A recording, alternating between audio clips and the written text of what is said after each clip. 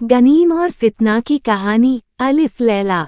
दुनियाजाद ने मलिका शहरजाद से नई कहानी सुनाने को कहा और बादशाह शहरजाद ने भी अपनी मौन स्वीकृति दे दी तो शहरजाद ने नई कहानी शुरू कर दी।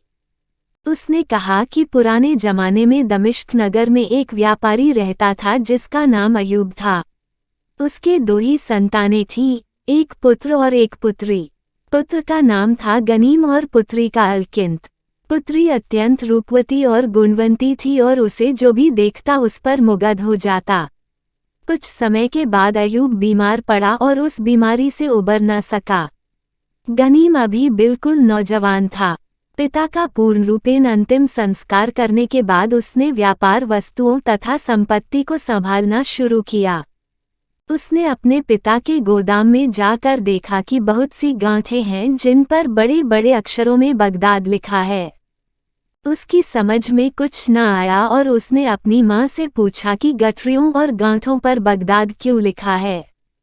माँ ने उत्तर दिया, बेटे, तुम्हारे पिता का हर काम बड़ा व्यवस्थित होता था। जिस चीज को जहां जाकर बेचना चाहते थे उसकी गांठ पर उस स्थान का नाम लिख देते थे ताकि व्यापार यात्रा करते समय हर चीज को खोलकर देखने की जरूरत न पड़े और समय का अपव्यय या गड़बड़ी की संभावना न हो।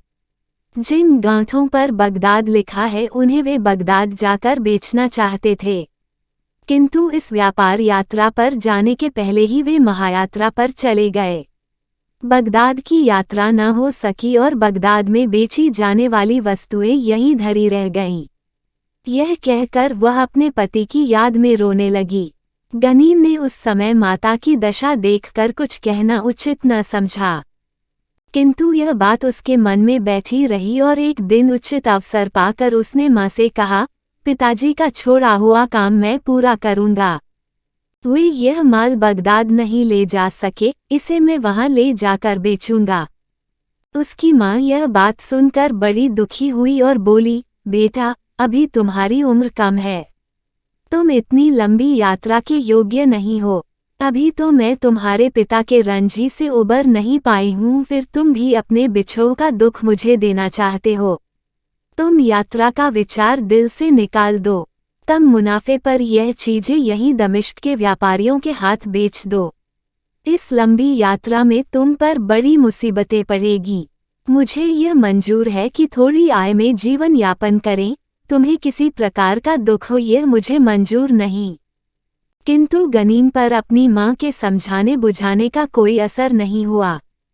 वह अपनी बात पर अड़ा रहा और कहने लगा कि मैं कब तक घर में घुसा रहूंगा, मुझे भी तो बाहर जाकर व्यापार करने का अनुभव होना चाहिए। उसकी बात गलत नहीं थी। माल काफी था और उसके विक्रय से अच्छा मुनाफा होने की आशा थी। माँ उसे रोकती ही रह गई और वह रुपया लेकर दमिश्क के बाजार को चल दिया। वहां उसने अपना माल संभालने के लिए कुछ दास खरीदे और 100 ऊंट। उन्हीं दिनों 5-6 व्यापारियों का एक काफिला बगदाद को जा रहा था। गनीम ने अपना माल ऊंटों पर लदवाया और इस काफिले के साथ बगदाद शहर की ओर चल पड़ा। यात्रा लंबी थी, मार्ग में सभी लोग थक गए। कई दिन बाद दूर से बगदाद नगर दिखाई दिया। उसे देखकर सब लोग अपनी थकन भूल गए। दूसरे दिन काफिले ने विशाल नगर बगदाद में प्रवेश किया।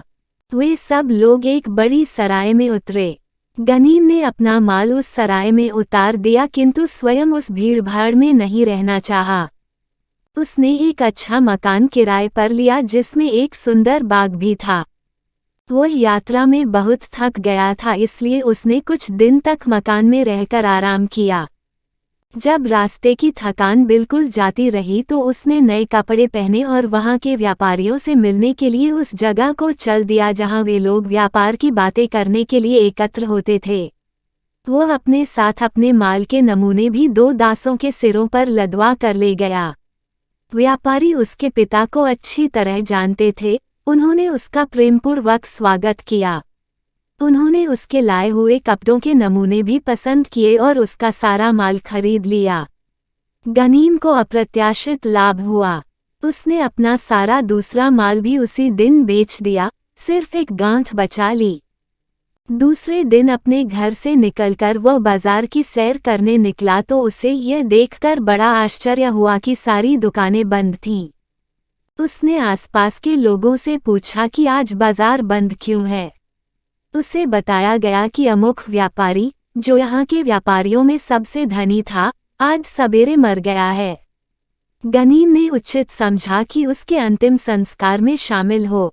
उसने पूरा विवरण पूछा तो लोगों ने उसे बताया कि फला मस्जिद में नमाज पढ़ी जाएगी, फिर जनाजा शहर से दूर बड़े कब्रिस्तान में ले जाया जाएगा। गनीम ने अपने दासों को सराय में वापस भेजा और मस्जिद को चल दिया। वहां जाकर वह लोगों के साथ नमाज में सम्मिलित हुआ और फिर उसकी अर्थी के साथ कब्रिस्तान को चल दिया। कब्रिस्तान शहर से काफी दूर था। वहां जाकर उसने देखा कि व्यापारी के लिए पहले से कब्र खुदी हुई है और कब्र को पक्का करने के लिए उत्तम प्रस्तर शिलाएं और कब्र बनाने का सामान, राज मजदूर आदि सभी मौजूद हैं और कब्र के चारों ओर बहुत से खेमे खड़े किए गए हैं। वहां पहुंचकर व्यापारी लोग उन डेरों में जाकर कुरान का पाठ करने लगे। फिर जब लाश को कब्र में उतार कर कब्र को ढक दिया गया तो सभी व्यापारी आसपास जमा होकर फातिहा पढ़ने लगे और बहुत देर तक पढ़ते रहे, यहाँ तक कि रात पड़ने लगी। उसे आश्चर्य हुआ कि इतनी देर क्यों लगाई जा रही है। उसके पूछने पर लोगों ने बताया कि जब कोई बड़ा आदमी मरता है और उसकी अर्थी के साथ बहुत से आदमी होते हैं तो उस रात को सब लोग कब्रिस्तान ही में ठहरते हैं। सब लोगों का यही खाना पीना होता है और सब लोग दूसरे दिन अपने अपने घरों को वापस होते हैं। उसे यह भी मालूम हुआ कि रात को होने वाले मृतक संस्कार भोज में शामिल होना जरूरी है।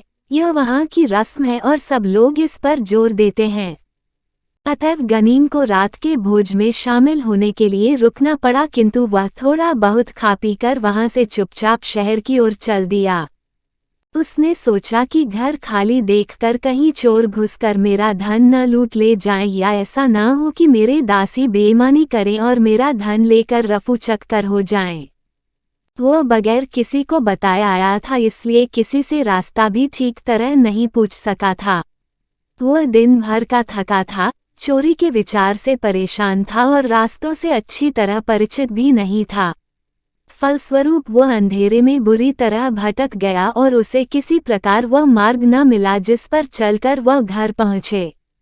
काफी भटकने के बाद जब वह नगर के मुख्य द्वार पर पहुंचा तो आधी रात हो गई थी और द्वार बंद हो गया था। उसकी अनुनय विनय के बावजूद द्वारपालों ने फाटक नहीं खोला। उसे अफसोस होने लगा कि बेकार ही व्यापारियों का साथ छोड़कर शहर की ओर आया। अब वह रात बिताने के लिए शहर से बाहर कोई स्थान खोजने लगा। कुछ देर बाद उसे शहर के पास ही एक छोटा सा कब्रिस्तान दिखाई दिया। वह वहीं चला गया कि किसी कब्र पर लेटकर रात बिताए। वह उसके अंदर चला गया और एक जगह घास उगी हुई देखी तो वहीं पर लेट गया। वह सोना चाहता था, किंतु स्थान की भयानकता के कारण उसे नींद नहीं आ रही थी। वह घबरा कर उठ खड़ा हुआ और कब्रिस्तान की दीवार के पास टहलने लगा। अचानक उसने देखा कि एक प्रकाश बिंदु उसकी ओर आ रहा है। वह प्रेतबाधा के डर से एक घने वृक्ष पर चढ़ गया और उसकी शाखाओं के बीच छुपकर बैठ गया। उसने देखा कि आने वाले 3 आदमी हैं जो राजमहल के सेवकों जैसे कपड़े पहने हैं। आगे का आदमी मशाल लिए आ रहा था और उसके पीछे 2 व्यक्ति एक लंबा संदूक उठाए हुए ला रहे थे। एक जगह संदूक उतारकर संदूक ढोने वालों में से एक ने कहा, भाइयों, मुझे तो बड़ा भय लग रहा है, यहाँ ठहरने को भी जी नहीं करता। मेरी मानो तो इस संदूक को यूं ही छोड़कर भाग चलो। आगे आने वालों ने, जो सेवकों का प्रधान मालूम होता था, उसे डांटा, क्या बकवास कर रहा है? क्या मालकिन ने स्पष्ट रूप से आज्ञा नहीं दी थी कि संदूक को कब्र में गाड़ कर आना? अगर उसे मालूम हुआ कि संदूक गाड़ा नहीं गया है तो वह हम लोगों की खाल खींचवा देगी। फिर तीनों ने फावड़ा उठाया और संदूक को गाड़ने के लिए गड्ढा खोदने लगे। उन्होंने इतना गहरा गड्ढा शीघ्र ही खोद डाला जिसमें वह संदूक आसानी से समा जाए। संदूक को गड्ढे में उतारकर उन्होंने उसके ऊपर मिट्टी पाट दी और फिर वापस चले गए। गनीम ने सोचा कि संभवतः संदूक में धन दौलत होगी जिसे सुरक्षित रखने के लिए किसी स्त्री ने कब्रिस्तान में गड़वा दिया है। आदमियों के जाने के बाद वह पेड़ से उतरा और उसने मिट्टी हटाकर संदूक को देखा। मिट्टी उसी समय पड़ी थी इसलिए उसे हटाने में तो दिक्कत न हुई, लेकिन संदूक भारी था, उसे न निकाल सका। उसने देखा कि संदूक में ताला भी लगा है। उसने 2 पत्थर उठाए और उनकी मदद से ताला तोड़ दिया। जब उसने संदूक का ढक्कन उठाया तो देखा कि उसमें रुपए पैसे के बजाय एक सुंदर तरुणी लेटी हुई है।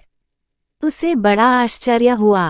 पहले वह समझा कि वह सो रही है क्योंकि उसकी सांस चल रही थी, किंतु फिर उसने सोचा कि अगर वह सो रही होती तो ताला टूटने की आवाज से जाग जाती, वह जरूर बेहोश होगी। उसने देखा कि उसके जेवरों में बहुमूल्य हीरे जड़े हैं। वह समझ गया कि यह खलीफा के महल की स्त्री होगी। उसके सौंदर्य ने उस पर जादू सा डाल दिया और वह यह भी न कर सका कि उसे छोड़कर यूं ही भाग जाए। उसने उस सुंदरी को संदूक से उठाया और बाहर घास पर लिटा दिया। हाँ, इसके पहले उसने जाकर कब्रिस्तान का द्वार बंद कर दिया जिसे सेवक खुला छोड़ गए थे। जब उस स्त्री को ठंडी हवा लगी तो उसके हाथ पांव हिलने लगे और कुछ देर में उसने थोड़ी थोड़ी आंखें खोली और क्षीण स्वर में आवाज देकर कहने लगी, अरे जोहरा, बोस्तान, शाह सफरा, अमरकला, कासा बोस, नूरुन निहार, तुम सब की सब कहाँ मर गईं? स्पष्ट था कि वह अपनी दासियों को आवाज दे रही थी और वे दासियां रात दिन उसकी सेवा में लगी रहने वाली थीं। गनीम को खुशी हुई कि ऐसी अतीव सुंदरी को उसने कब्र में जिंदा ही मर जाने से बचा लिया। जब स्त्री ने देखा कि उसकी आवाज पर कोई नहीं आया तो उसने आंखें खोलकर देखा और घबराकर चिल्ला उठी, क्या बात है? यहाँ इतनी कब्रें कैसी हैं? क्या कयामत आ गई है और मैं अपनी कब्र से उठी हूँ? लेकिन कयामत में तो दिन होता है, यह रात में कयामत कैसे आ गई? अब गनीम उसके सामने जाकर बोला, इत्मीनान रखिए, अभी कयामत नहीं आई है। मैं परदेसी हूँ। भगवान को आपके प्राणों की रक्षा करनी थी, इसलिए कब्र खोदकर आपको निकालने के लिए मुझे यहाँ भेज दिया। अब बताए, आपकी क्या सेवा करूँ? स्त्री बोली, पहले यह बताए कि मैं यहाँ कैसे पहुँची और कौन मुझे यहाँ लाया। गनीम ने सारी घटना कह सुनाई। वह स्त्री उठ बैठी और सिर ढक कर बोली, सच है कि भगवान ने मेरी प्राणरक्षा के लिए आपको यहाँ भेजा था, वरना तो मेरे मरने में संदेह ही नहीं था। अब आप ऐसा करें कि सवेरा होने से पहले मुझे उसी संदूक में बंद करें और सवेरे शहर जाकर किराए पर एक खच्चर लाएं और उसकी पीठ पर मेरे समेत यह संदूक लादकर अपने घर ले चलें। फिर मैं आपको सारा किस्सा बताऊंगी। मैं आपके साथ पैदल भी चल सकती थी, किंतु इन वस्त्राभूषणों में मुझे शहर के लोग पहचान लेंगे और फिर मैं और आप दोनों मुसीबत में फंस जाएंगे। गनीम ने संदूक बाहर निकालकर उसकी मिट्टी वगैरह साफ की और उसे गड़े में रखा। सुंदरी उसमें लेटी रही। गनीम ने संदूक का ढकना इस तरह बंद किया कि उसमें हवा आती जाती रहे। सुबह होने पर गनीम शहर गया और एक खच्चर वाले से उसका खच्चर किराए पर मांगा। खच्चर वाले के पूछने पर उसने कहा, कल मैं अपने माल का संदूक लेकर एक खच्चर पर लदवा कर बाहर जा रहा था, किंतु उस खच्चर वाले को कोई और अच्छी कीमत देने वाला मिल गया और वह मेरा संदूक कब्रिस्तान में पटक कर चल दिया। अब मैं वह अपने घर लाना चाहता हूँ। खच्चर वाला उसके साथ कब्रिस्तान आया और संदूक खच्चर पर रखकर गनीम के घर पहुंचा दिया। घर आकर गनीम ने अपने एक गुलाम से दरवाजा बंद करने को कहा। फिर संदूक से उस युवती को निकाला और उसका हाल पूछा कि कैसी तबीयत है। उसने उत्तर दिया कि मैं बिल्कुल ठीक हूँ। फिर गनीम एक गुलाम को लेकर घर से निकला और बाजार में जाकर अपने हाथ से उत्तमोत्तम खाद्य पदार्थ तथा बादशाहों के पीने योग्य मदिरा खरीदी। इसके अलावा अच्छे फल, मिठाइयाँ आदि भी खरीदी। घर आकर सारी खाद्य सामग्री थालियों में सजाकर उस सुंदरी के पास ले गया, किंतु उसने कहा कि मैं अकेले नहीं खाऊंगी, तुम भी साथ में बैठकर खाओ। गनीम विवश होकर उसके पास बैठ गया। खाने के पहले उस सुंदरी ने अपने चेहरे से नकाब उतारा और एक तरफ रख दिया। गनीम की नज़र उस पर पड़ी तो वह चौंक उठा। उसमें अंदर की तरफ रेशमी धागे से कड़ा हुआ था, मैं खलीफा हारून रशीद की प्रेयसी हूँ और वह मेरा है। गनीम यह देखकर बहुत घबराया कि यह किस मुसीबत को मैं अपने घर ले आया। उसने नम्रतापूर्वक पूछा, सुंदरी, अब तुम मुझे अपने बारे में बताओ कि कौन हो और कैसे कब्रिस्तान में पहुंची। उसने कहा, मेरा नाम फितना है। मैं खलीफा हारून रशीद की प्रेयसी हूँ। मैं अपने बचपन ही से दासी के रूप में खलीफा के महल में आ गई थी। मुझे वहाँ अच्छी शिक्षा मिली और कुछ दिनों ही में मैं सारी कलाओं और विद्याओं में निपुण हो गई। खलीफा ने मेरे उभरते रूप और गुणों को देखा तो मुझसे प्यार करने लगा। उसने एक बड़ा मकान मेरे लिए बनवा दिया और 20 दास दासियां मेरी सेवा के लिए नियुक्त किए। उसने मुझे इतना धन दिया कि मैं शहजादियों जैसी शान शौकत से रहने लगी। खलीफा की विवाहिता रानी जुबैदा है। वह मेरे प्रति खलीफा के बढ़े हुए प्रेम को देखकर जलने लगी। उसने इरादा कर लिया कि किसी तरह मुझे मरवा दे। मैं होशियार रहती थी इसलिए मलिका जुबैदा की कोई चाल न चल सकी। इधर की तरफ खलीफा को किसी शत्रु से निपटने के लिए काफी दिन के लिए बाहर जाना चाहा। जुबैदा ने उसकी अनुपस्थिति का लाभ उठाया। उसने मेरी एक दासी को भारी इनाम देकर तोड़ लिया। उस नमकहराम दासी ने कल रात को शरबत में मुझे बेहोशी की दवा दे दी। जब मैं बेहोश हो गई तो उसने मुझे इस ताबूत में बंद कर दिया। रानी के सेवक आकर मुझे ले गए और जीते जी ही कब्र गाड़ आए। किंतु भगवान को मंजूर था कि मुझे अभी जीवित रखे, इसलिए उसने तुम्हें उस कब्रिस्तान में पहले ही से पहुंचा दिया। तुमने मुझे बचा लिया लेकिन अपनी मौत का सामान कर लिया। कोई चमत्कार ही हो तो तुम बच सकोगे। गनीम यह सुनकर और घबराया और पूछने लगा कि मुझे किस अपराध पर मारा जाएगा। फितना बोली, अगर जुबैदा को मालूम होगा कि तुमने मुझे बचाया है तो वह तुम्हें और मुझे दोनों को मरवा डालेगी। अगर उसे न मालूम हुआ तो खलीफा युद्ध से वापस आने पर मेरी कब्र पर जाएगा और वहां मेरा ताबूत न पाकर सारे नगर बल्कि देश देशांतर में मेरी खोज करवाएगा। जब उसे मालूम होगा कि तुमने मुझे अपने मकान में रखा है तब वो तुम्हें मरवा देगा। गनीम ने कहा, मतलब यह कि मैं किसी तरह बच नहीं सकता। फितना ने कहा, इतना निराश होने की भी जरूरत नहीं है। जब तक घर के लोग ही भेद न दे कोई किसी और का हाल कैसे जान सकेगा। गनीम ने कहा, यहाँ तो कोई भेद देने वाला नहीं है। पहले तो मेरे दासों की किसी से जान पहचान भी नहीं है कि उस पर तुम्हारा भेद प्रकट करें। फिर सभी लोग जानते हैं कि धनवान अविवाहित पुरुष अपने पास रखैले रखते हैं, तुम्हें भी ये लोग यही समझेंगे। इतना इत्मीनान होने के बावजूद गनीम इस बात का ध्यान रखता कि उसके अपने दास फितना के सामने जहां तक हो सके न आए। उपर्युक्त बातचीत के बाद एक दास ने दरवाजा खटखटाया तो गनीम स्वयं बाहर आया। दास उसकी आज्ञानुसार बाजार से भोजन सामग्री लाया था। गनीम ने सारी चीजें उसके हाथ से खुद लेकर फितना के सामने रखीं। उससे कहा, तुम यहाँ खाओ पियो, मैं अभी आता हूँ। यह कहकर वह बाजार गया और फितना के लिए 2 दासियां और उत्तमोत्तम वस्त्राभूषण ले आया। फितना इन्हें पाकर बहुत खुश हुई और बोली, वाह मेरे मालिक, आप मेरा इतना ख्याल रखते हैं। गनीम ने कहा, मेरे लिए ऐसा संबोधन न करो, मैं इतने सम्मान के योग्य नहीं हूँ। मैं तो तुम्हारे सेवक जैसा हूँ। फितना बोली, यह आप क्या कहते हैं? मैं तो आपको मालिक से भी बढ़कर कुछ कहूँ तो उचित होगा। आपने भयंकर मृत्यु से मेरी रक्षा की है।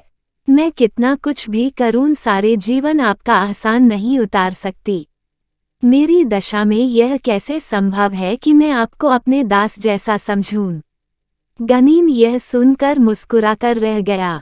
गनीम और फितना दोनों एक दूसरे से प्रेम करने लगे थे, फिर भी दोनों को मालूम था कि मर्यादा के बंधन उनका शारीरिक संबंध न होने देंगे।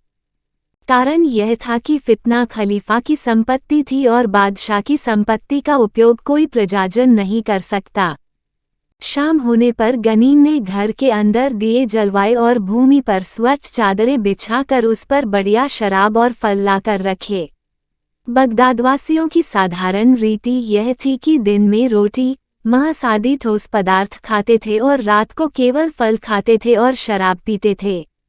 जब दोनों ने दो दो तीन तीन पात्र मदिरा के पी लिए तो इन्हें नशा चढ़ने लगा और उन्होंने मस्ती में गाना शुरू कर दिया। पहले गनीम ने सद्यहर्चित श्रृंगारिक गीत सुनाए, फिर फितना ने भी इसी प्रकार सद्यहर्चित गीत सुनाए। काफी देर तक वे एक दूसरे के बाद इसी तरह गाते रहे। जब काफी रात बीत गई तो गनीम फितना को एक कमरे में सुलाकर स्वयं दूसरी जगह जाकर सो रहा। अब उन दोनों की दिनचर्या यही हो गई थी। वे दिन भर एक दूसरे के साथ रहकर आनंदित होते थे और रात को अलग अलग जाकर सोए रहते थे। इसी प्रकार उनके दिन बीतने लगे। गनीम ने इतना प्रबंध करके समझ लिया कि वे दोनों सुरक्षित हैं। वे दोनों एक दूसरे की प्रीति में डूबे रहे और अपनी अनुभवहीनता से यह भी न सोच सके कि उन्हें वेश बदलकर बगदाद छोड़ देना चाहिए। वैसे तो बगदाद में किसी को नहीं मालूम था कि खलीफा की प्रेयसी फितना कहाँ गई। फिर भी रानी जुबैदा परेशान रहती थी कि अगर किसी तरह फितना की खोज शुरू हुई तो वह स्वयं खलीफा के संदेह से किस प्रकार बच सकेगी। बहुत सोच विचार कर उसने एक बूढ़ी दासी को बुलाया। इस दासी ने जुबैदा को बचपन में गोद खिलाया था। वह दासी से बोली, अम्मा, तुम्हें मालूम है कि जब मैं किसी कठिनाई में फंसती हूँ तब तुम्ही से सहायता लेती हूँ। तुम मेरा कष्ट सुनकर ठंडे दिमाग से उस पर विचार करती हो।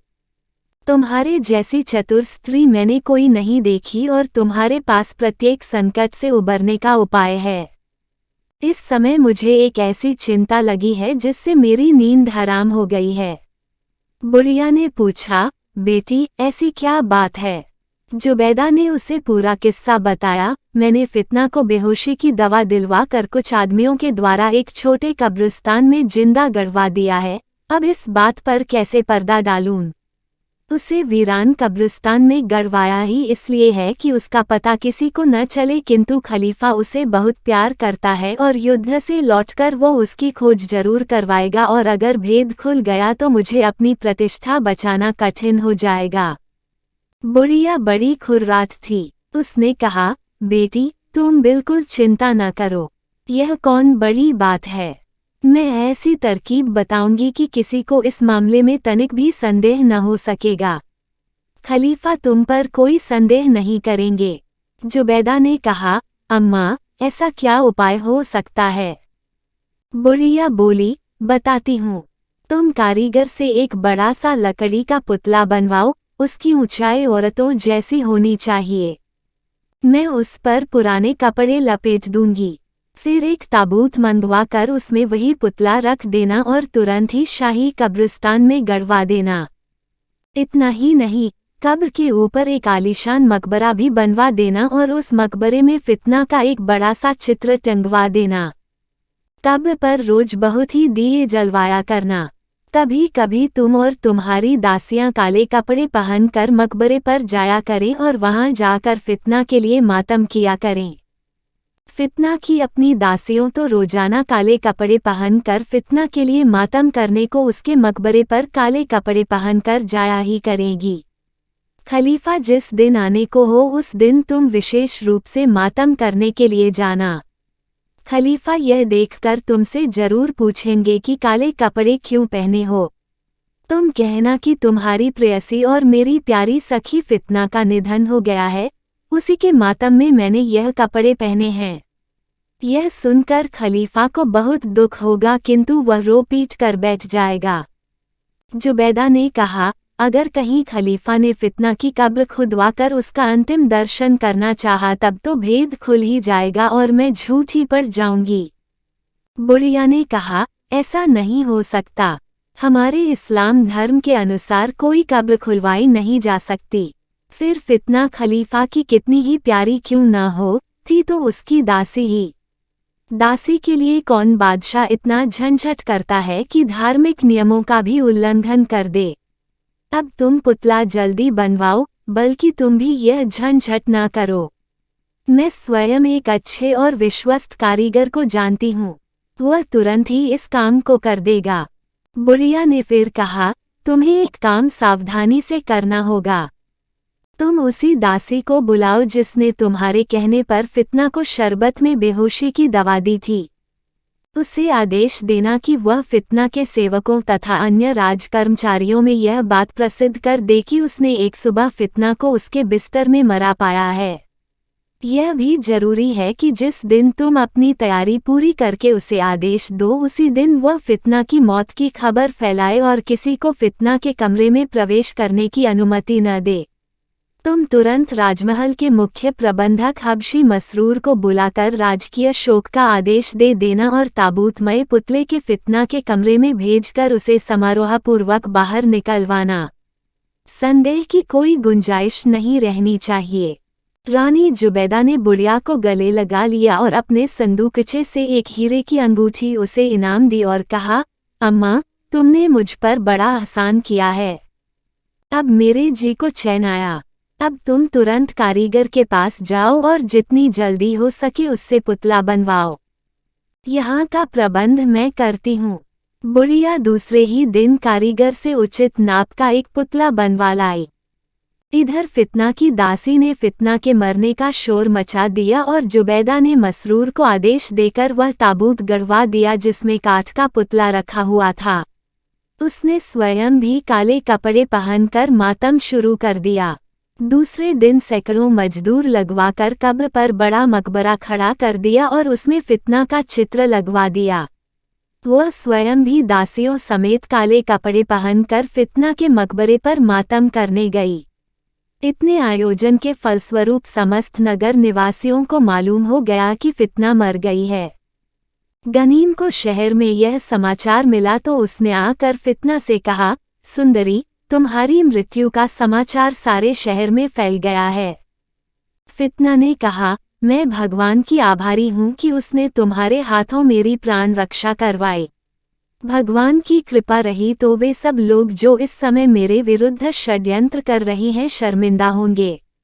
भगवान चाहेगा तो एक दिन हम दोनों का मनोरथ पूरा होगा। तुमने निस्वार्थ भाव से जो भलाई मेरे साथ की है, खलीफा उसका पारितोषिक तुम्हें देगा और आश्चर्य नहीं तुम्हारे इनाम में मुझे ही दे डाले। गनीम बोला, प्रबुद्ध जनों ने कहा है कि स्वामी की संपत्ति सेवक को लेनी क्या, उसे लेने की इच्छा भी नहीं करनी चाहिए। खलीफा को युद्ध भूमि में काफी समय लगा। शत्रु को परास्त करके 3 महीने बाद जब वह बगदाद वापस आया तो उसने सोचा कि पहली फुर्सत ही में फितना के पास जाऊं। किंतु अपने महल में आते ही जुबैदा और दासियां शोकवसन पहने दिखाई दी तो उसने पूछा कि इसका क्या कारण है। जुबैदा ने छल के आंसू बहाते हुए फितना की मृत्यु का समाचार दिया। खलीफा इसे सुनकर मूर्छित होने लगा तो मंत्री जाफर ने उसे संभाला। खलीफा की तबीयत कुछ संभली तो उसने पूछा कि फितना को कहाँ दफन किया गया है। जुबैदा ने कहा कि मैंने शाही कब्रिस्तान में उसके लिए अच्छी कब्र बनवाई है और उस पर एक शानदार मकबरा बनवाया जिसमें फितना का चित्र भी रखा है। आप कहें तो आपके साथ चलकर सब कुछ दिखाऊं। खलीफा ने कहा, तुम आराम करो, मैं स्वयं ही वो मकबरा दिखाऊंगा। खलीफा मसरूर को लेकर गया तो देखा कि बड़ी सुंदर कब्र और मकबरा मौजूद है और वहां बहुत से दिए जल रहे हैं। उसे यह देखकर आश्चर्य हुआ कि सौतिया डाह होने पर भी जुबैदा ने फितना के अंतिम संस्कार के लिए ऐसा आयोजन किया है। उसने सोचा कि यह संभव है कि जुबैदा ने फितना को निकाल दिया हो और इस बात को छुपाने के लिए उसकी मौत का ढोंग रचाया हो। उसने मकबरे पर लगा हुआ चित्र भी उतार कर देखा तो वह काफी खराब था, किसी अनाड़ी चित्रकार से जल्दी में बनवाया हुआ लगता था। अब उसने सोचा कि कब्र खुदवा कर देखना चाहिए कि फितना वास्तव में मरी है या जीवित है। उसने धर्मगुरुओं से सलाह ली तो उसने कहा कि आप यह काम नहीं कर सकते क्योंकि इस्लाम में कब्र खुदवाना धर्म विरुद्ध है। इस पर खलीफा ने फितना की कब्र खुदवाने का विचार त्याग दिया और रस्मी तौर पर उसके लिए मातम शुरू कर दिया। उसने कई कुरान पाठियों को फितना की कब्र पर निरंतर कुरान पाठ करने के लिए नियुक्त किया। स्वयं काले कपड़े पहन लिए और शोक और विषाद का जीवन व्यतीत करने लगा। 1 महीने तक रोजाना एक बार जाफर और अन्य सभासदों को लेकर फितना की कब्र पर जाता और फातिहा पढ़ता और बैठकर उसकी याद में आंसू बहाता। इस सारी अवधि में उसने राज्य प्रबंध भी नहीं देखा और सारे समय रुदन और विरा विलाप करता रहा। 40 दिनों के बाद मातम खत्म हुआ। खलीफा ने खुद काले कपड़े उतारे और दूसरों से भी मातमी लिबास उतारने को कहा। इस सारे समय में वह कभी ठीक से सोया नहीं था, इसलिए बहुत थका हुआ था। वह अपने शयन कक्ष में गया और पलंग पर जाकर सो रहा। थकन और जगाई के बावजूद उसको गहरी नींद नहीं आई। शयन कक्ष में 2 दासियां मौजूद थीं ताकि खलीफा उठकर जो आज्ञा दे उसका पालन करें। एक उसके सिरहाने की ओर बैठी थी, उसका नाम नूरुन निहार था। दूसरी पैताने की तरफ बैठी थी, उसका नाम निखत था। दोनों समय काटने के लिए कशीदाकारी कर रही थीं।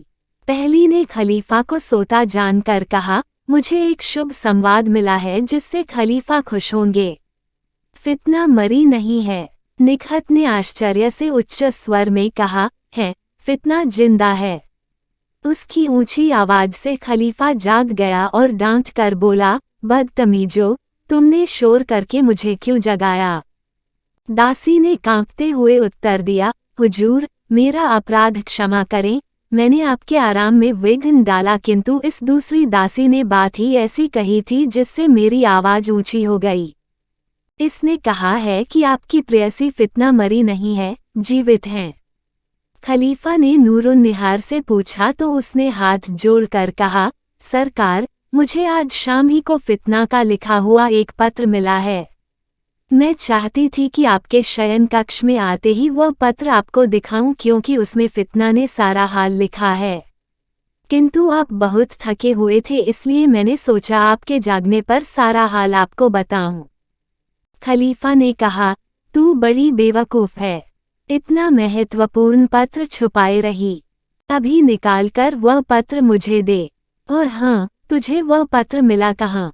नूरुन निहार ने बताया, मैं महल के बाहर एक काम से गई थी। तभी एक आदमी मेरे हाथ में यह पत्र देकर चला गया। मैं उससे कुछ पूछ तो क्या पाती, उसकी सूरत भी ठीक तरह से नहीं देख सकी। यह कहकर उसने वह पत्र दे दिया। खलीफा ने देखा कि पत्र फितना ही की हस्तलिपि में है। उसमें उसने अपने जीते जी गाड़े जाने और फिर गनीम द्वारा बचाए जाने का विवरण लिखा था, और यह भी लिखा था कि गनीम बड़े सद्भाव से मेरी सेवा करता है। खलीफा को पत्र पढ़कर न फितना के जीवित होने की प्रसन्नता हुई, न जुबैदा की हरकत पर क्रोध आया। उसे क्रोध आया तो गनीम पर, जिसने उसकी प्रेयसी को घर में डाल रखा था। उसे विश्वास हो गया कि गनीम ने फितना के साथ संभोग अवश्य किया होगा और खलीफा की प्रतिष्ठा का ध्यान नहीं रखा होगा। वह फितना पर दांत पीसता रहा कि उस नौजवान के साथ गुलछर्रे उड़ाती रही, और यह भी ध्यान न दिया कि मैं खुद उसके वियोग में किस तरह 40 दिन तक तड़पता रहा। रात में तो उसने किसी से कुछ नहीं कहा, लेकिन दूसरे दिन दरबार में जाकर उसने प्रधानमंत्री जाफर को बुलाकर कहा, आज मैं तुम्हारी मुस्तैदी की परीक्षा लेता हूँ। तुम 4000 सिपाहियों को लेकर अमुक मोहल्ले में जाओ। वहाँ दमिश्क का एक जवान व्यापारी गनीम रहता है।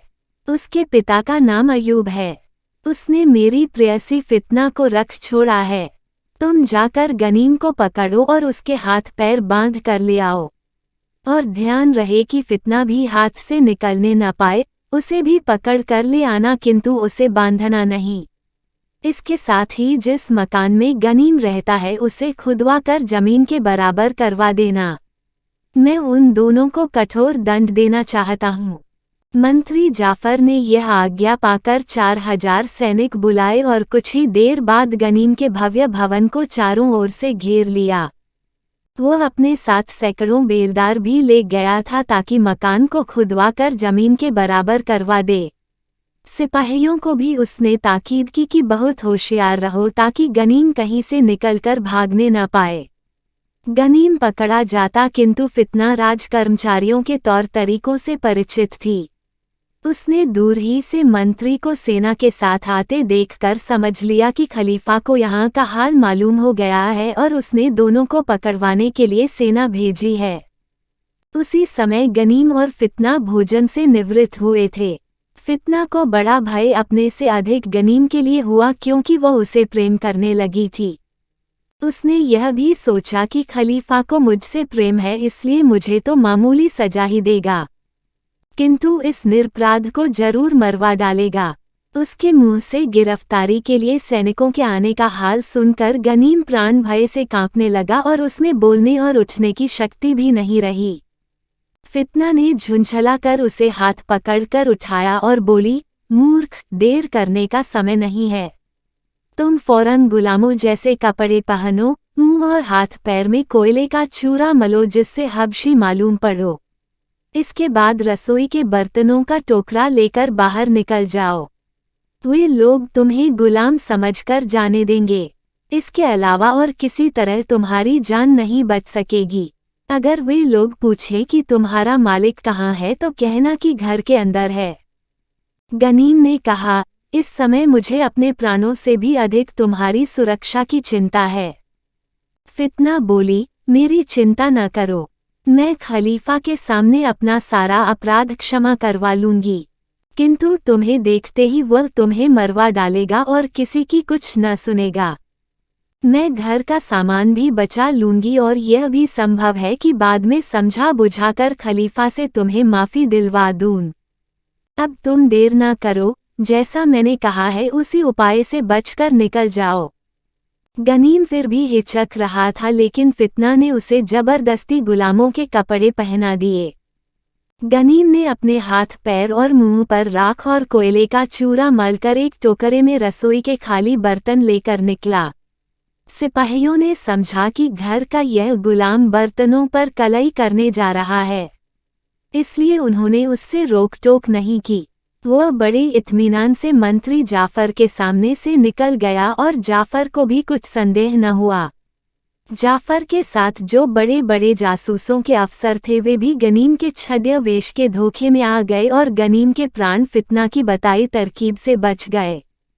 इधर मंत्री ने घर का दरवाजा खुलवाया और अफसरों के साथ घर में आ गया। उसने देखा कि घर के अंदरूनी कमरों में बहुत सा कीमती सामान, व्यापार की कुछ वस्तुएं और रुपए पैसे से भरे संदूक हैं। वह सारा माल गनीम का था। फितना मंत्री को देखकर कांपती हुई उठी जैसे कि उसे मृत्युदंड सुनाया जा रहा है। फिर वह मंत्री के पैरों के सामने गिर पड़ी और बोली, खलीफा ने अगर मेरे बारे में कोई आदेश दिया हो तो कृपया मुझसे कहें, मैं उसका तत्काल पालन करूंगी। मंत्री ने सविनय प्रणाम किया और कहा, सुंदरी, मुझे खलीफा ने यह आदेश देकर भेजा है कि मैं तुम्हें उन तक पहुंचाऊं और यह भी कहा है कि इस मकान के मालिक गनीम नामक व्यापारी को पकड़कर उनके सामने ले चलूं।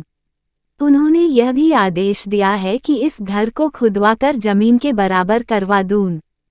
फितना ने कहा, मैं तो मौजूद ही हूँ, मुझे खलीफा के सामने पहुंचा दो। जहाँ तक गनीम का सवाल है, वह 1 महीना से अधिक हुए व्यापार के लिए बाहर चला गया है, शायद दमिश्क गया हो। जाते समय वह अपना रुपया पैसा और मूल्यवान वस्तुएं मेरे सुपुर्द कर गया कि मैं इनकी रखवाली करूं।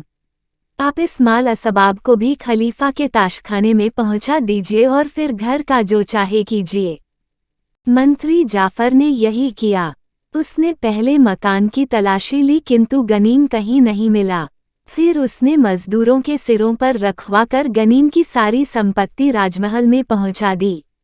फितना को लेकर खुद खलीफा के पास चल दिया और कोतवाल को आदेश दिया कि मकान को होशियारी से खुदवाओ ताकि गनीम अगर कहीं छुपा हुआ हो तो मलबे में दब न जाए बल्कि निकल भागने का प्रयत्न करे। उस समय तुम उसे पकड़कर खलीफा के दरबार में पहुंचा देना क्योंकि खलीफा उसकी गिरफ्तारी पर बड़ा जोर दे रहे हैं। मंत्री और अन्य अफसर इधर राजमहल को चले। उधर कोतवाल ने मकान के चप्पे चप्पे की तलाशी ली किंतु गनीम को कहीं नहीं पाया। खलीफा ने वजीर को आते देखा तो दूर ही से पूछा, मेरी आज्ञाओं का पालन किया? जाफर ने कहा, एक को छोड़कर सभी आज्ञाओं का पालन हुआ है। अभी आकर पूरा हाल बताता हूँ। इतने में कोतवाल भी आ गया, किंतु गनीम का कहीं पता नहीं चला। मंत्री ने खलीफा के पास जाकर फितना और उसकी दोनों दासियों को उपस्थित किया और कहा, मैंने मकान का एक एक कोना छान मारा, लेकिन गनीम कहीं नहीं था। लोगों ने बताया कि वह 1 महीने से अधिक हुआ व्यापार के काम से दमिश्क चला गया है। इसके बाद मैंने बेलदार लगवाकर अपने सामने उसका मकान गिरवाकर जमीन के बराबर कर दिया। खलीफा को गनीम के हाथ से निकल जाने पर और गुस्सा आया। उसने अपने सामने खड़ी भय से कांपती फितना को देखा तो गुस्से के कारण उससे भी कुछ न बोला, क्योंकि वह समझता था कि यह गनीम के उपभोग में रही है।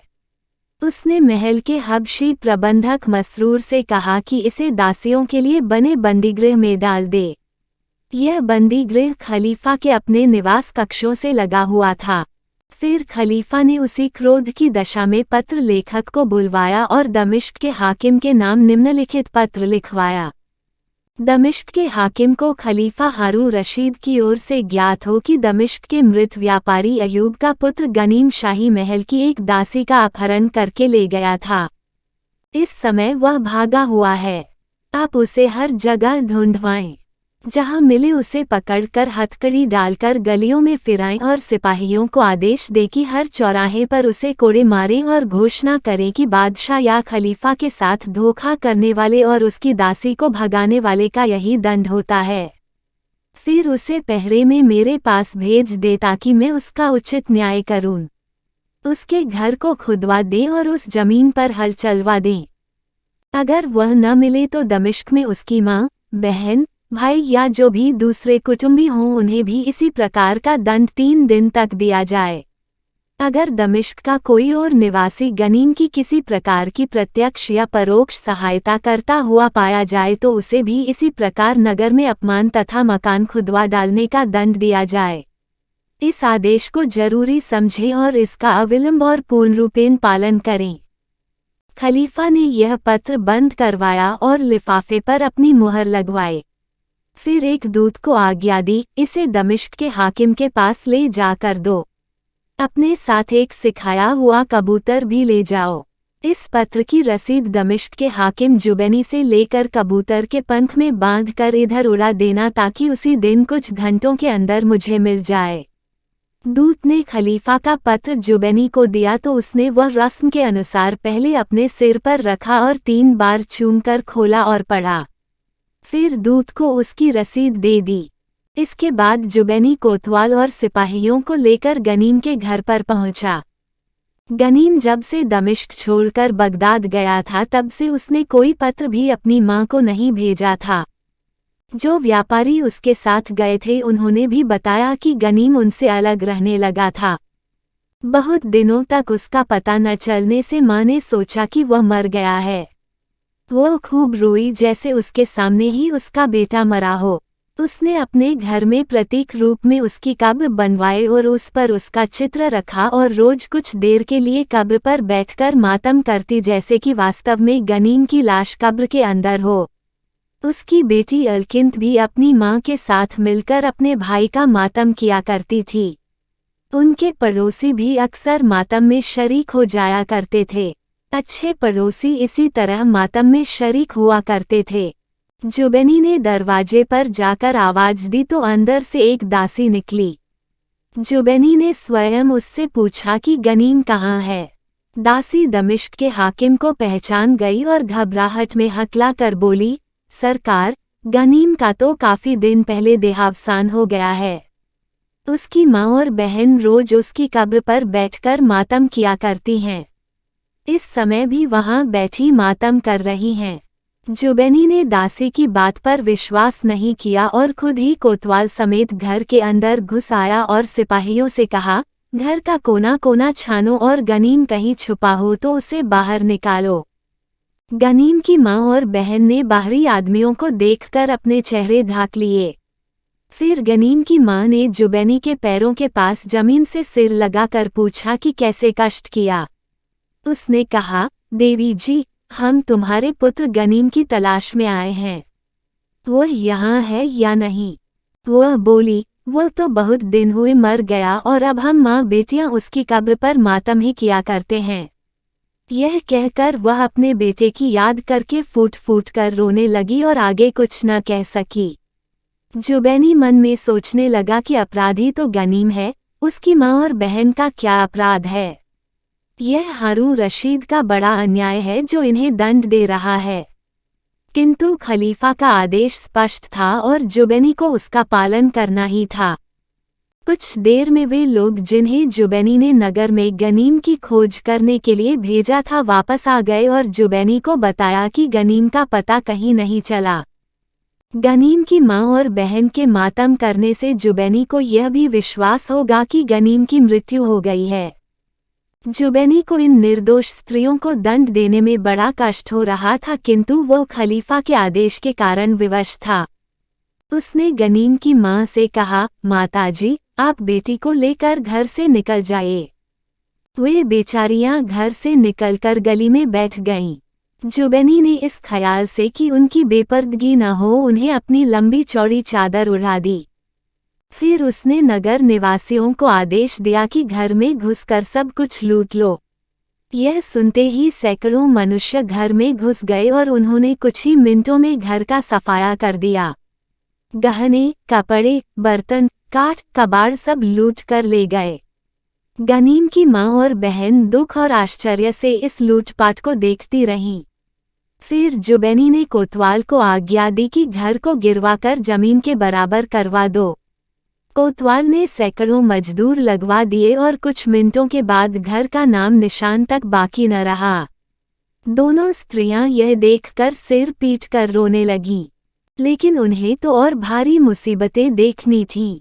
उस दिन जुबैनी उन्हें अपने महल में ले गया और बोला, मैं जानता हूँ कि आप लोगों का कोई कसूर नहीं है, लेकिन खलीफा ने मुझे आदेश दिया है कि मैं आप लोगों को दंड दूं और मुझे वह आदेश मानना ही है।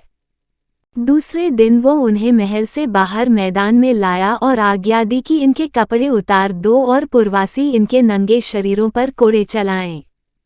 जब उनके ऊपरी वस्त्र उतारे गए तो उनके कोमल गुलाबी शरीरों को देखकर जुबैनी को दया आई। उसने घोड़े के बालों से बुने हुए 2 भारी कंबल उन्हें उड़ा दिए ताकि उन्हें कम चोट लगे। उसने उनके सिर भी ढक दिए और उनके बालों को शरीर के चारों ओर बिखरा दिया। अलकिंद के बाल बड़े नर्म थे और इतने लंबे थे कि एड़ियों तक पहुंचते थे। ऐसी अपमानजनक स्थिति में उन्हें नगर में घुमाया गया। उनके साथ कोतवाल भी था जो सिपाहियों को साथ लिए हुए था। एक मुनादी करने वाला उनके आगे आगे यह मुनादी करता जाता था कि खलीफा के प्रति अपराध करने वालों के कुटुंबियों की यही दशा होती है। इन दोनों माँ बेटियों ने ऐसा अपमान कहाँ देखा था। बेचारियां फूट फूट कर रो रही थीं, लेकिन उन पर दया करने वाला कोई नहीं था। उन्होंने अपने बालों को अपने चेहरों पर डाल लिया ताकि उन्हें जनसाधारण न देख सके। उनकी दुर्दशा पर साधारणतः नगर निवासी भी दुखी थे। स्त्रियां अपनी छतों पर चढ़कर या अपनी खिड़कियों से इस दृश्य को देखती और हाय हाय करती थीं। बच्चे अपनी माँ बहनों का रोना पीटना सुनकर सहम जाते थे। विशेषतः लोगों को अलकिंद की इस दशा पर बहुत दुख था, क्योंकि वह नवयुवती और अतीब सुंदरी थी। दिन भर उन्हें नगर में इसी अपमान के साथ घुमाया गया और कोड़े मारे गए। शाम को फिर उन्हें जुबैनी के महल में लाया गया। उस समय थकन, चोटों और अपमान के दुख से दोनों बेहोश हो गईं। दमिश्क के हाकिम जुबैनी की पत्नी को उनकी इस दशा पर तरस आया। जुबैनी ने खलीफा के आदेश के अनुसार आज्ञा दी थी कि गनीम की मां और बहन की कोई व्यक्ति सहायता न करे, किंतु जुबैनी की पत्नी ने गुप्त रूप से उनकी सहायता के लिए अपनी दासियां भेजीं।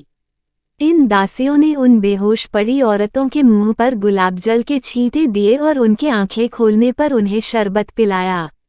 इसके बाद वे दोनों उठकर बैठ गईं। दासियों ने उन्हें पंखा झला और बताया कि तुम लोगों की यह दशा देखकर जुबैनी की बेगम को बहुत दुख हुआ है और उन्होंने हम लोगों को इसलिए यहाँ भेजा है कि तुम लोगों की यथासंभव सहायता करे। यद्यपि खलीफा के आदेश के अनुसार तुम्हारी सहायता करने वाला भी दंड का भागी होगा। गनीम की मां जुबैनी की पत्नी के प्रति देर तक आभार प्रकट करती रही और उसे दुआएं देती रही। फिर उसने पूछा कि हाकिम जुबैनी ने हम लोगों को इतना दंड तो दिया, लेकिन यह नहीं बताया कि मेरे बेटे ने खलीफा के प्रति ऐसा कौन सा अपराध किया था जिसका यह दंड हमें मिला है। दासियों ने कहा, हमने तो यह सुना है कि तुम्हारा पुत्र गनीम खलीफा की एक अति सुंदर प्रेयसी को ले भागा है, उसी कारण खलीफा ने तुम लोगों को यह दंड देने का आदेश दिया है। अब तुम यह तो जानती ही हो कि खलीफा के आदेश का उल्लंघन नहीं किया जा सकता, इसलिए हमारे मालिक जुबैनी ने विवश होकर तुम्हें यह दंड दिया है।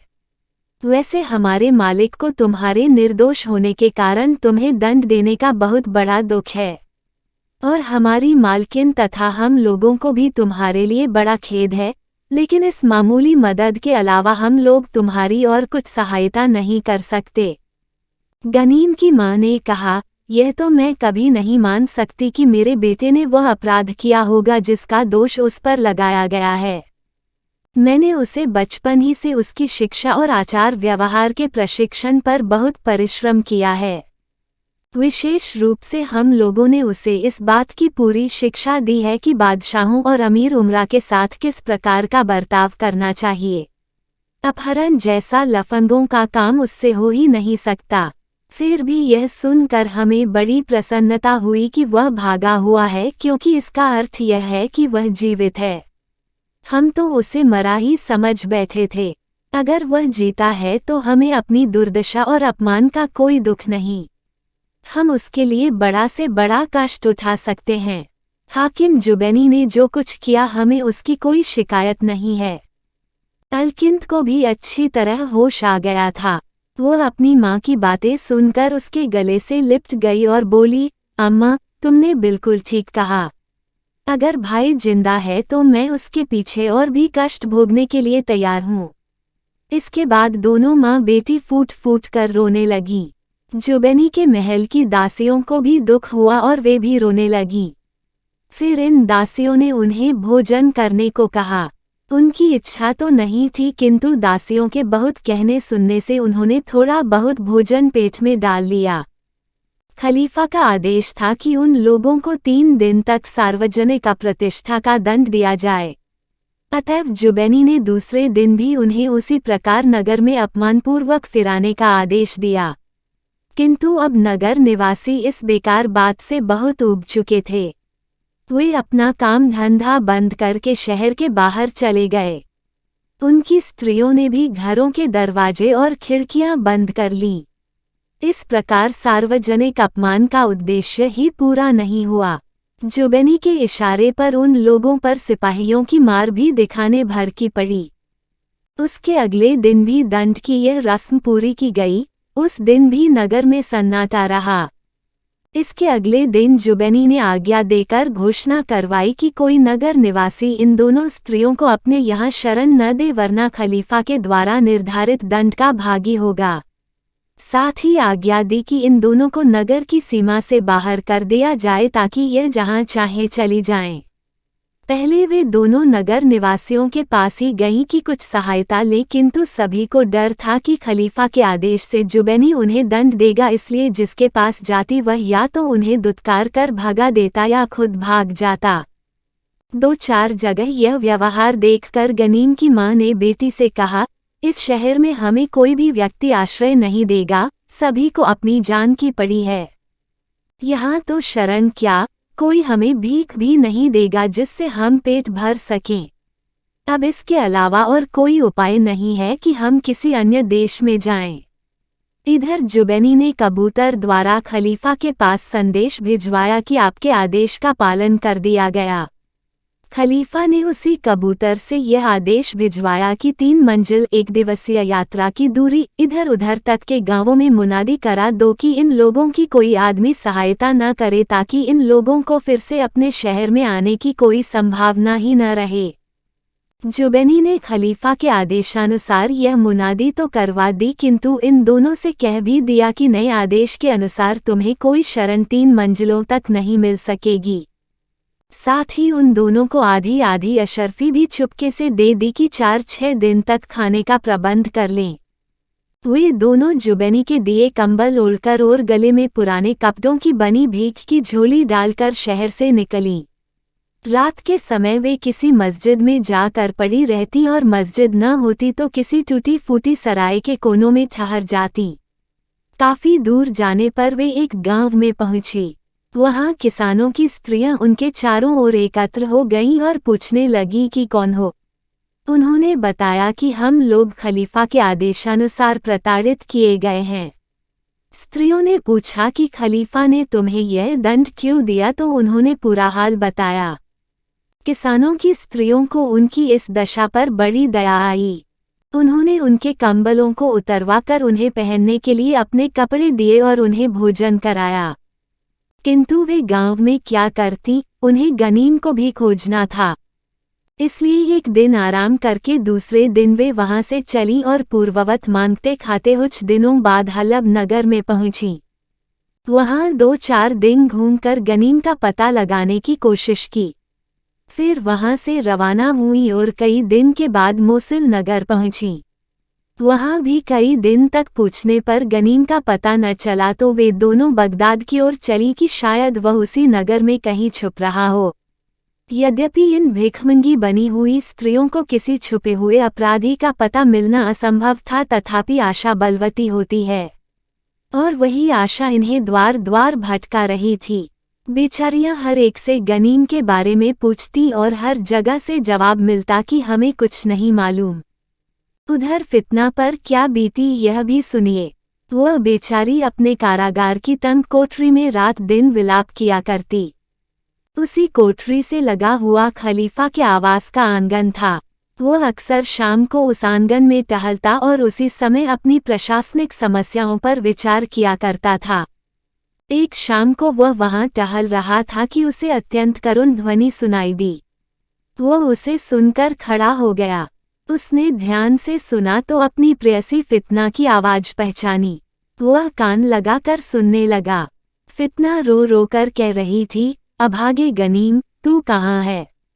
तूने मेरी इतनी सेवा की और मेरी भलाई की, और उसका बदला यह मिला कि आर्थिक रूप से बिल्कुल बर्बाद हो गया। मालूम नहीं तू अब जिंदा है या खलीफा के डर से मर गया। कुछ देर बाद उसकी आवाज फिर आई, ओ खलीफा हारून रशीद, तूने निरपराध गनीम पर ऐसा अत्याचार किया जैसा किसी बादशाह ने किसी पर नहीं किया होगा। क्या तुझे ईश्वर का भय नहीं है? कयामत में जब सारे लोग ईश्वर के समक्ष होंगे और जब उनसे उनके भले बुरे कामों की पूछताछ की जाएगी, उस समय तू अपने इस महान्याय का क्या औचित्य देगा? यह कहने के बाद फितना जोरों से विलाप करने लगी। खलीफा यह सुनकर बड़ी चिंता में पड़ा। उसने सोचा कि अगर फितना सच कह रही है और गनीम निर्दोष है तो वास्तव में उस पर और उससे भी अधिक उसकी बहन पर अन्याय हुआ। खलीफा के लिए जो भगवान का प्रतिनिधि होता है, ऐसा अन्याय किसी प्रकार उचित नहीं है। वह अपने कक्ष में गया और वहां राजमहल के मुख्य अधिकारी मसरूर को बुलाया और उसे आदेश दिया कि फितना को कैदखाने से निकालकर मेरे पास ले आओ। मसरूर को फितना से स्नेह था। वह यह आदेश पाकर बड़ा प्रसन्न हुआ और फितना के पास जाकर बोला, सुंदरी, चलो, तुम्हें खलीफा ने बुलाया है। मुझे विश्वास है कि अब तुम कैद से छूट जाओगी। फितना तुरंत ही तैयार हो गई और मसरूर ने उसे खलीफा के सामने पेश कर दिया। खलीफा ने उसे देखते ही पूछा, तुमने यह कैसे कहा कि कयामत में मैं ईश्वर को मुंह नहीं दिखा सकूंगा? मैंने किस निरपराध व्यक्ति को हानि पहुंचाई है? तुम्हें मालूम है कि मैं न्याय के लिए प्रसिद्ध हूं और किसी पर भी अन्याय नहीं करता, न किसी और को अन्याय करने देता हूं। फितना समझ गई कि वह अभी जो विलाप कर रही थी उसे खलीफा ने सुन लिया है। वह जमीन से सिर लगाकर बोली, मालिक, मेरे मुंह से कुछ अनुचित निकला हो तो मैं क्षमा चाहती हूँ। यह जरूर कहूंगी कि दमिश्क का व्यापारी गनीम रंचमात्र भी अपराधी नहीं है। उसने मेरे प्राण बचाए और मुझे अपने घर में आराम से रखा। पहले वह मुझे देखकर मेरी ओर आकृष्ट हुआ था, किंतु जब उसे मालूम हुआ कि मैं आपकी सेवा में हूँ तो उसका रवैया बिल्कुल बदल गया। उसने मुझसे स्पष्ट कहा कि शासक की संपत्ति प्रजाजन के लिए त्याज्य है। उसके बाद वह मुझसे पवित्र प्रेम करता रहा है, अपना बिस्तर हमेशा दूसरे कमरे में लगवाता रहा है। यह सुनकर खलीफा ने फितना को जमीन से उठाया और कहा कि तुम अपना पूरा हाल बताओ कि मेरी अनुपस्थिति में तुम्हें क्या क्या अनुभव हुए हैं। फितना ने आद्योपरांत अपना वृतांत सुनाया। खलीफा ने फितना से कहा, तुम्हारी बात के ढंग से लग रहा है कि तुम झूठ नहीं बोल रही हो, परंतु मेरी समझ में यह नहीं आया कि जब मैं इतने दिनों से आया हुआ हूँ तो तुम अब तक चुप क्यों रही और फिर अपना हाल भेजा भी तो लिख कर भेजा। इस देरी का क्या कारण है? फितना बोली, सरकार, इसका कारण यह है कि 1 महीने से अधिक हुआ गनीम अपना तमाम माल असबाब मेरे सुपुर्द करके बाहर चला गया। इस बीच मेरी किसी आदमी से बात ही नहीं हुई जो आपके आगमन का समाचार देता। बहुत दिनों में अपनी दासी द्वारा आपका समाचार ज्ञात हुआ तो फौरन ही मैंने पत्र भेजा। खलीफा ने कहा, अब मुझे वास्तव में यह महसूस हो रहा है कि मैंने गनीम और उसकी माँ और बहन के साथ घोर अन्याय किया है। मैं चाहता हूँ कि इस अन्याय का निराकरण करने के लिए उसका कुछ उपकार करूँ। तुम्हारे विचार से मुझे इस दशा में कार्य करने के लिए क्या करना चाहिए? फितना ने मन ही मन ईश्वर को धन्यवाद दिया कि खलीफा का क्रोध दूर हो गया है और वह दया दर्शाना चाहता है। उसने सिर झुका कर कहा, आप यह मुनादी करवा दीजिए कि गनीम का अपराध क्षमा किया गया। वो यह मुनादी सुनेगा तो वापस आ जाएगा। खलीफा ने कहा, ठीक है, मैं ऐसी ही घोषणा करवाए देता हूँ। उसका जो नुकसान हुआ है उससे दुगुना उसे दे दूंगा, और जब वह आएगा तो तुम्हारा विवाह भी उसके साथ कर दूंगा। खलीफा ने यह घोषणा तो करवा दी, किंतु उसका कोई फल नहीं हुआ। न गनीम आया, न किसी और ने उसका समाचार दिया। इस पर फितना ने खलीफा से कहा कि आप अनुमति दे तो मैं स्वयं गनीम को खोजने निकलूं। खलीफा ने अनुमति दे दी। फितना दूसरे दिन सवेरे ही एक तोड़ा अशफियों का लेकर निकली। बड़ी मस्जिद में जाकर उसने संतों और फकीरों को दान दिया और उनसे अपने मनोरथ की सिद्ध के लिए आशीर्वाद प्राप्त किए। फिर वह जौहरियों के बाजार में गई और एक दलाल से मिली। यह दलाल बहुत ही धर्मप्राण व्यक्ति था और विदेशियों तथा बीमारों को भरसक सहायता किया करता था। इसलिए कई धनवान व्यक्ति उसके पास पुण्यार्जन के निमित्त धन भेजा करते थे और जिस दीन दुखी को सहायता चाहिए होती थी वह उसके पास आया करता था। फितना ने उसे अशफियों की थैली देकर कहा कि इस धन को भी दीन दुखियों के काम में लगा देना। दलाल ने उसके राजसी वस्त्राभरण देखे तो समझ गया कि यह खलीफा की पत्नी या प्रेयसी है। उसने सिर झुका कर कहा, सुंदरी, मैं तुम्हारी आज्ञा से बाहर नहीं हूँ, किंतु अच्छा होगा कि आप अपने हाथों ही से यह पुण्य कार्य करें। आप यदि मेरे घर चलने का कष्ट करें तो बहुत अच्छा रहेगा। मेरे यहाँ 2 स्त्रियाँ आई हैं जो अत्यंत दीन दशा में हैं। वे कल ही इस नगर में आई हैं और यहाँ उनकी कोई जान पहचान नहीं है। मैंने उन्हें इसलिए अपने घर में ठहराया है कि वे अत्यंत दयनीय दशा में थीं। उनके वस्त्र मैले कुचैले और फटे पुराने थे। धूप में चलने के कारण उनका रंग संवला गया था और भूख प्यास ने उनके शरीरों को अति दुर्बल कर दिया था और वे हड्डियों का ढांचा भर रह गई थीं। मैंने उन्हें अपनी पत्नी के सुपुर्द कर दिया कि वो उनकी अच्छी तरह देखभाल करे। मेरी पत्नी ने उन्हें गर्म पानी से नहलाया और सुखद शैया बिछवा कर उन्हें आराम करने को कहा और पहनने के लिए उचित वस्त्रादि दिए। उनकी ऐसी खराब हालत थी कि मैंने उनसे उनका हाल पूछना ठीक नहीं समझा। अब आप उचित समझे तो मेरे घर पधार कर उनका हाल पूछ लें।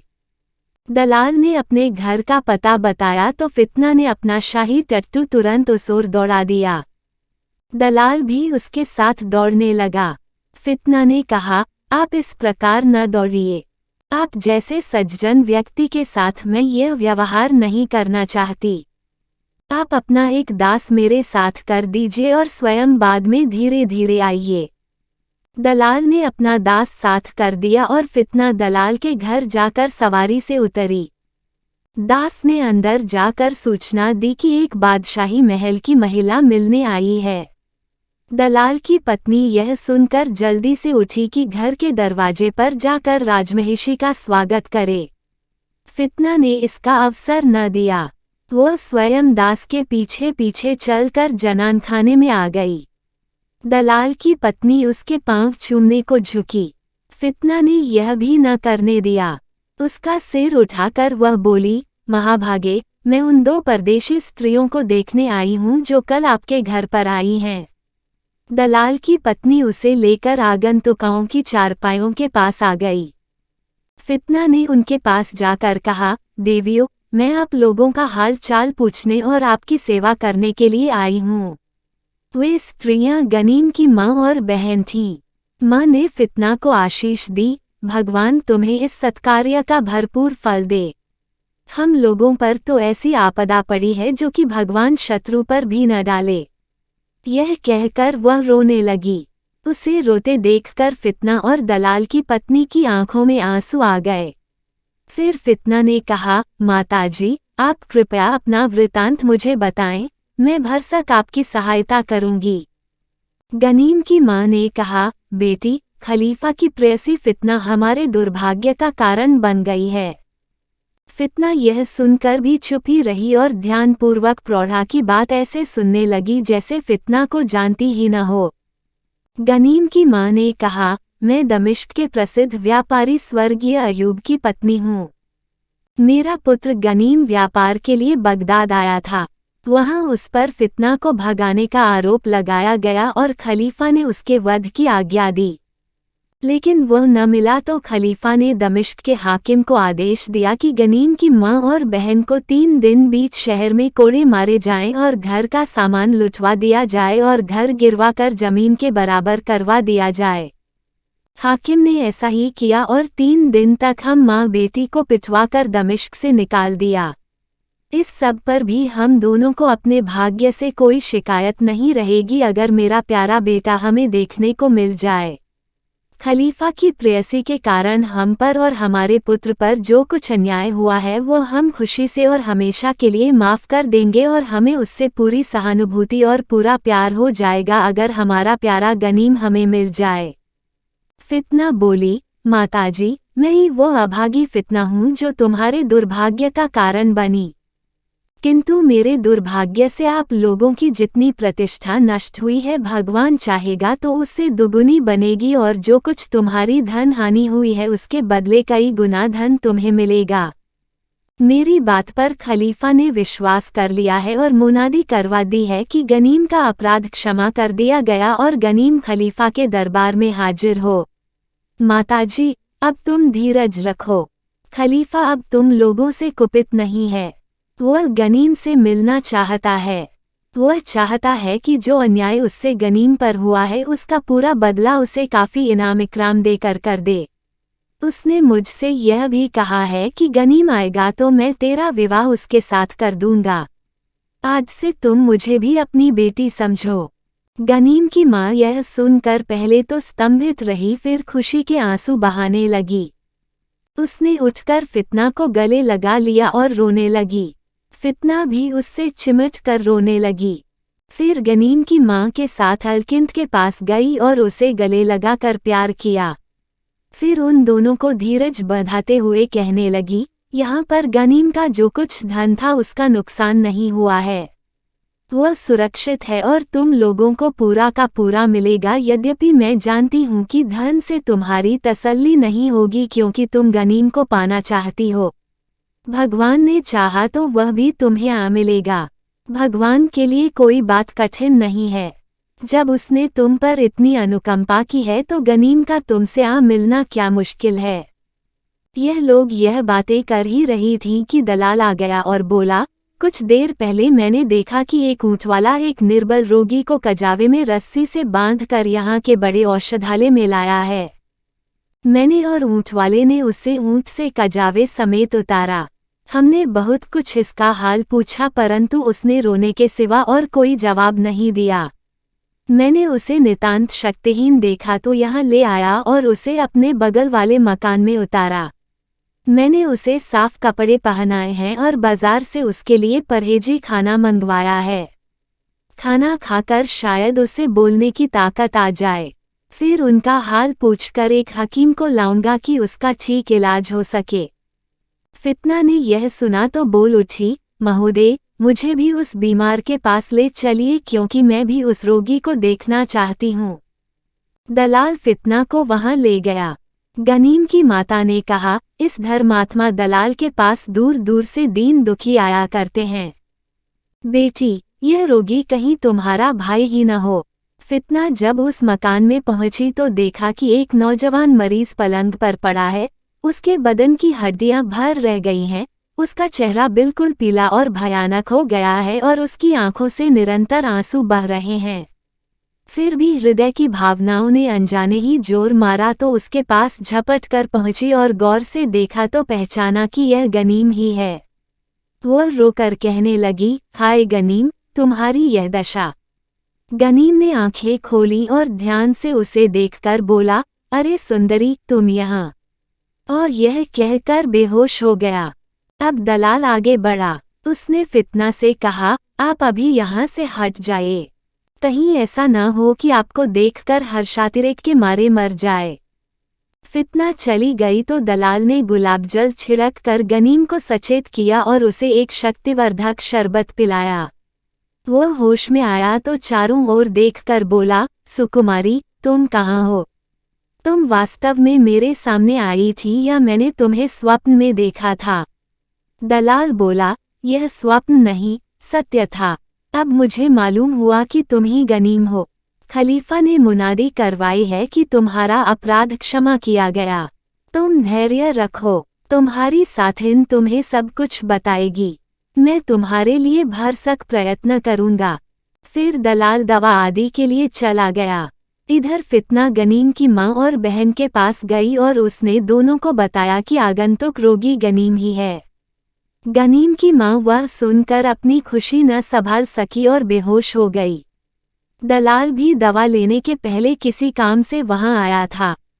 फितना और दलाल के प्रयत्न से वह होश में आई और कहने लगी कि मुझे तुरंत मेरे बेटे के पास ले चलो। दलाल ने उसे रोका और कहा, यह ठीक नहीं रहेगा, बहुत कमजोर है। तुम्हारी दशा देखकर उसे दुख होगा और उसकी हालत और खराब हो जाएगी, इसलिए तुम अभी उसके पास न जाओ। माँ ने यह बात मान ली। फितना ने कहा, माताजी, चिंता न करें, मैं और आप साथ साथ ही गनीम के पास चलेंगे। मैं इस समय विदा लेती हूँ। महल में जाकर मुझे खलीफा को गनीम के मिलने का समाचार भी देना है। यह कहकर वह खलीफा के महल की ओर चल दी। महल में जाकर उसने खलीफा के पास संदेश भिजवाया कि मैं तुरंत ही आपको एक महत्वपूर्ण संदेश एकांत में देना चाहती हूँ। खलीफा दरबार से उठकर अंदर आया। फितना ने उसके पांव चूम कर कहा, सरकार, गनीम और उसकी माँ बहन सभी मिल गए हैं। खलीफा को यह सुनकर आश्चर्य और हर्ष हुआ। उसने कहा, भाई, तुमने तो कमाल कर दिया। कैसे उन लोगों का पता लगाया? फितना ने दलाल से मिलने और उसके घर जाकर पहले गनीम की माँ बहन और फिर स्वयं गनीम से मिलने का हाल कहा और बताया कि यद्यपि दोनों महिलाएं कठिनाइयों के कारण इस समय कृशगात हो रही हैं किंतु बड़ी सुंदर हैं। खलीफा ने मन में निश्चय किया कि उन्हें देखूंगा और उनके सारे अपमान की भरपाई कर दूंगा। उसने फितना से कहा, मैं तुम्हें गनीम के साथ जरूर ब्याह दूंगा। अब तुम जाओ, उन सब को यहाँ लाओ।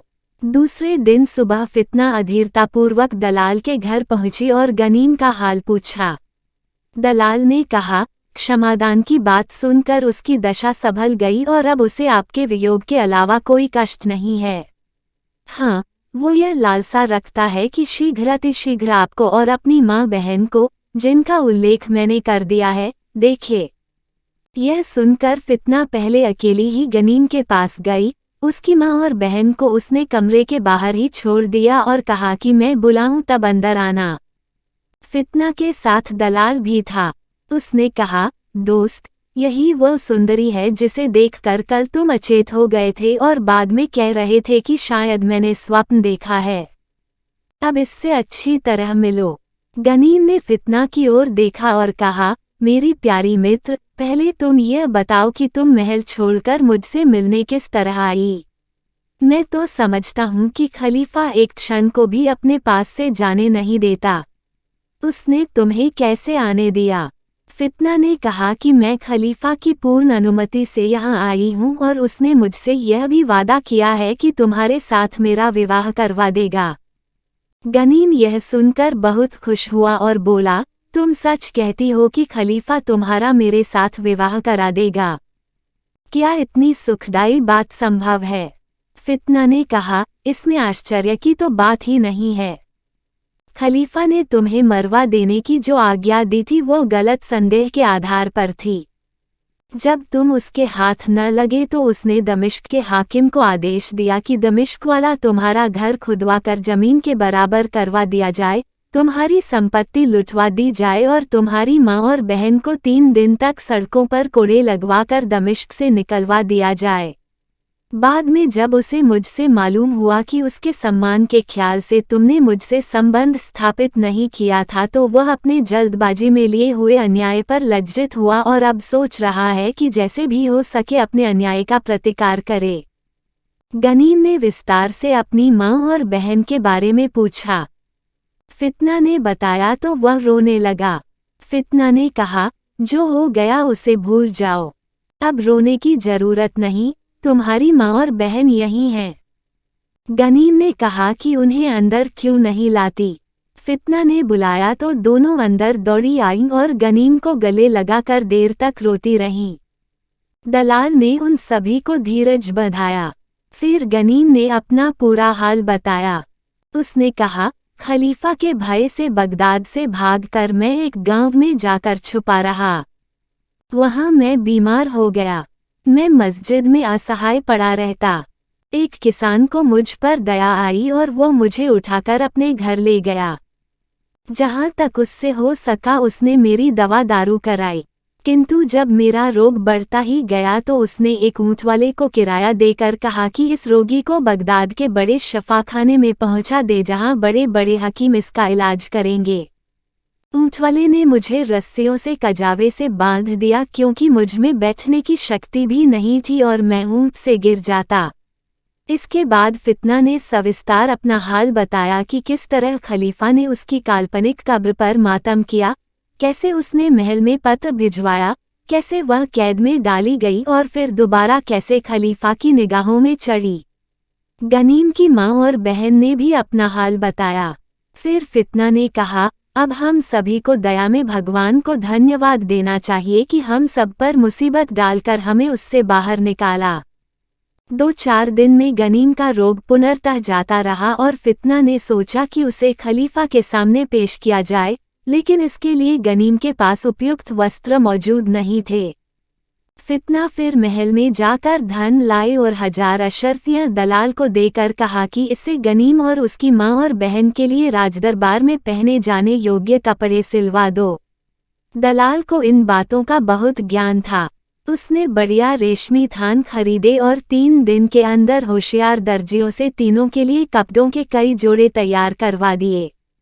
फिर फितना ने एक दिन खलीफा से इन लोगों की भेंट का निश्चित किया। उस दिन गनीम और उसकी माँ बहन नए कपड़े पहनकर दलाल के घर में दरबार में बुलाने की प्रतीक्षा करती रहीं। खलीफा के आदेशानुसार मंत्री जाफर बहुत से सैनिकों और सरदारों के साथ आया और गनीम का हाल चाल पूछने के बाद उससे कहा कि मैं तुम्हें और तुम्हारी माँ बहन को खलीफा के महल में ले जाने के लिए आया हूँ। अतएव गनीम एक बढ़िया घोड़े पर सवार हुआ और फितना ने उसकी माँ और बहन को पर्देदार कजावों में ऊँटों पर बिठाया और एक गुप्त मार्ग से दोनों स्त्रियों को महल में ले आई। गनीम को मंत्री अपने साथ बाजारों से होता हुआ लाया और दरबार में ले गया। दरबार पूरी शान से लगा था। सारे सरदार और राजदूत उपस्थित थे। गनीम ने भूमि को चूमकर खलीफा को प्रणाम किया और खलीफा की प्रशंसा में एक स्वरचित कसीदा पढ़ा जिसकी सभी लोगों ने प्रशंसा की। खलीफा ने कहा, गनीम, हम तुम्हें देखकर बहुत खुश हुए। हम चाहते हैं कि तुम हमारे सामने विस्तारपूर्वक बताओ कि तुमने हमारी प्रिय दासी के प्राण किस प्रकार बचाए। गनीम ने वह सारा वृतांत सविस्तार सुनाया। खलीफा उसे सुनकर प्रसन्न हुआ और आज्ञा दी कि गनीम को भारी खिलत सम्मान वस्त्राभरण दी जाए। गनीम ने खिलत पहनकर फिर सलाम किया और कहा, मालिक, मैं चाहता हूँ कि आजीवन आपकी चरण सेवा में लगा रहूं। खलीफा ने यह स्वीकार कर लिया और उसे अपना दरबारी बनाने के साथ एक उच्च पद पर आसीन भी कर दिया। इसके बाद वह दरबार खत्म करके महल में आ गया। महल में आकर उसने मंत्री को बुलाया और कहा कि गनीम को यहाँ ले आओ। उसने फितना को भी बुलाया और उससे कहा कि गनीम की माँ और बहन को यहीं ले आओ। दोनों स्त्रियों ने भूमि चुंबन करके खलीफा का अभिवादन किया। खलीफा ने कहा, मैंने तुम दोनों को बड़ा कष्ट दिया है, किंतु अब उसकी पूरी भरपाई कर दूंगा। जुबैदा ने फितना से जलन होने के कारण उसके साथ कमीनी हरकत की। उसका दंड यह है कि उसकी यह जलन और बढ़े। मैं गनीम की बहन से विवाह करूंगा और उसे रानी का पद दूंगा, जिससे वह जुबैदा के अधीन न रहे। गनीम की माँ, तुम्हारी उम्र अभी अधिक नहीं हुई, तुम हमारे मंत्री जाफर से विवाह कर लो। गनीम, तुम्हें फितना से प्रेम है और मैं इसका विवाह तुम्हारे साथ कराऊंगा। यह कहकर खलीफा ने काजी और गवाहों को बुलाया और तीनों निकाह वहीं पढ़वा दिए। गनीम इसी बात को बहुत समझता कि अलकिंद खलीफा की दासी बन जाए, किंतु खलीफा ने उसे रानी का दर्जा दे दिया। इस पर गनीम फूला न समाया। खलीफा ने यह भी आज्ञा दी कि यह सारा वृतांत लिखवाकर शाही ग्रंथागार में रखा जाए और उसकी नकलें सारे बड़े देशों को भेजी जाएं। मलिका शहरजाद ने गनीम और फितना की कहानी समाप्त की तो दुनियाजाद ने इसकी बड़ी तारीफ की। शहरजाद ने कहा कि अगली कहानी इससे भी अच्छी है। शहरयार ने कहा, मैं भी अगली कहानी सुनना चाहता हूँ, लेकिन अब दिन निकल आया है। अगली कहानी कल सुनाना।